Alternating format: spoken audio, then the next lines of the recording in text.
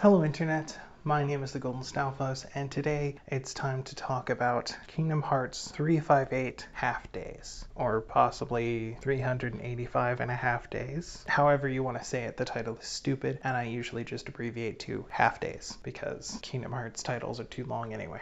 358 Half Days is in a very interesting spot amongst the Kingdom Hearts games because it was the first one to come out on the Nintendo DS. And while the Nintendo DS is a really cool system, it's also at this point quite old. And the DS titles have never been remade or ported to anything else. So, even though it's a very fun and mechanically interesting game, you can't play it on the bundle. The bundle only has the cutscenes, which, good as they are, don't really work in isolation. Just sitting down and watching 4 hours worth of cutscenes directly in a row with no space in between does not give the same impression as playing the game.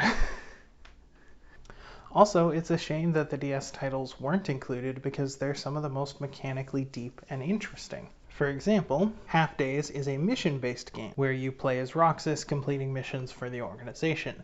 If you complete optional missions and optional objectives on missions, you get better rewards and are more capable of going on about your business throughout the rest of the game.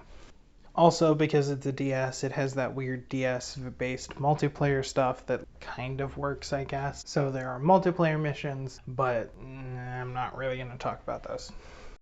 The mechanically interesting thing about going on missions and completing them for extra rewards is that they get rid of the traditional level mechanics, and instead you unlock inventory spaces. And your inventory spaces can include things like levels, spells, keyblade upgrades, moves, scan abilities. All of the kinds of things that used to be in different categories are now, boom, right there on your inventory mechanic. And so you have to organize your inventory to hold the scan chip, I need these level up chips, I need this, And, more importantly, there are inventory items that can upgrade the quality of the inventory items placed inside, and they multiply. So you can multiply the value of your level chips, or you can have 5 times as many ice spells as you would normally be able to hold, or whatever. And so finding the best way to put all of those in and properly integrate them while leaving space for the things that can't be multiplied is really important. And it ends up creating this really fun mini game, basically, where you can reorganize your inventory and come up with a completely different build every time.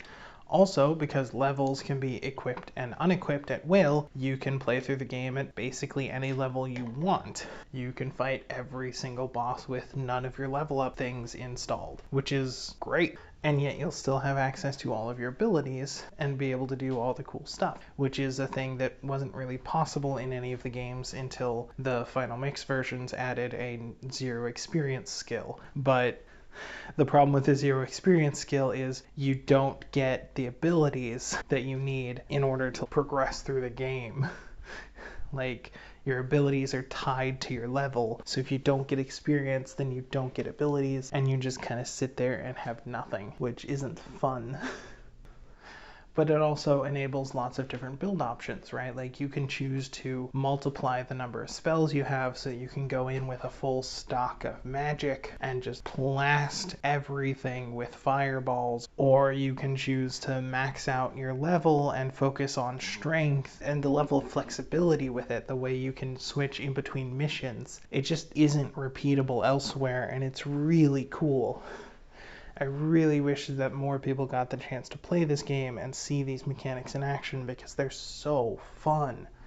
However, the main reason that this game exists is to tell the story of Roxas before the events of Kingdom Hearts 2, which is why it has that weird name, because the story takes place over the course of that many days, and only that many days. That's how long Roxas is alive. So throughout the story, you get to see Roxas and Axel and Xion go on adventures together and sit and eat sea salt ice cream together and become friends and bond and show that even if they don't have a heart, they are human. And then you get to watch them all fall apart and die and fight each other. And it sucks. It sucks. It's brutal, man. Absolutely brutal. Oh, just, oh. Anyway, there's really not much to say about the story. It's just there to fill in the gaps between Chain of Memories and Kingdom Hearts 2.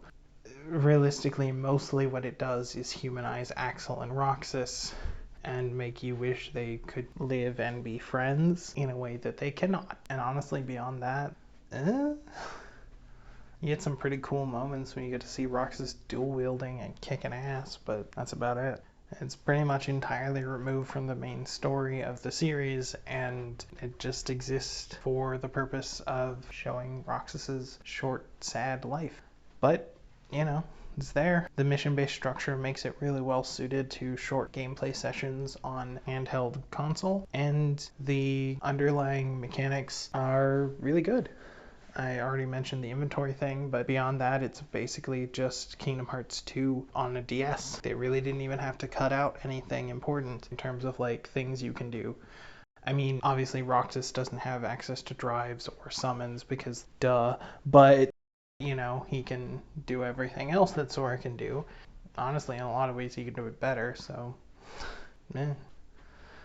Despite being on a really tiny DS screen, the game looks pretty good for its time. It's very fun to control and move around, even though you have a D-pad. The combat is as complex and interesting as anything you'll get from Kingdom Hearts 2, even though it's a much smaller handheld console. It's just really good, and it's a shame that I wasn't able to play that full HD on a PS4. Oh man, that'd be so good. Seriously, Nomura, I will pay for just the port of the 2DS games. I'll pay $40 a pop for them. Like, oh man. Like, if you can bring those things to life in full scale on a TV screen, like, oh my god. Yeah. Now, I can kind of understand why they didn't, you know. The DS has 2 screens, and that makes it really hard to represent on one screen. But realistically, you don't use both screens at once. You use one screen for your menu stuff and one screen for your gameplay stuff. And you can pause, so like, whatever. And just turn the screen that you don't use for gameplay into your pause screen. Plenty of other games have successfully ported themselves from the DS in that manner. So I don't know why you couldn't, but whatever. The world selection is a little bit interesting. There's basically not any new worlds besides the ones that you could explore in the previous titles. And the worlds that you do explore have weird cut down versions of their original maps so that you don't take forever in those worlds. Also, some of the more gimmicky worlds like the Lion King world aren't present. Yeah, it's a fun game. Got a really good mechanic. The mission structure can seem a little bit repetitive if you just try to binge your way through it all at once, because that's not what it's built for. But if you play in short bursts, you know, 2 or 3 missions a day, it's a really great experience that'll really last you for a while. It's a shame it didn't get ported. I would love to see the port. It would be great. There's not much else to say, unfortunately. Thank you all for watching. I'll see you in the next life. Laters. Hey, thanks for watching the video.